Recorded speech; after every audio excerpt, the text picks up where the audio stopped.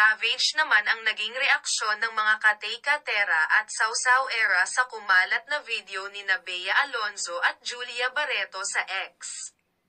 Spotted kasi ang dalawang aktres nang magkita sila sa birthday party ng Sparkle consultant na si Johnny Manahan na pareho nilang nakasama noon sa Star Magic. Sa clip makikitang nagbeso-beso ang dalawa habang nakamasid lamang at tila naaasiwa ang biriterong si Darren Espanto.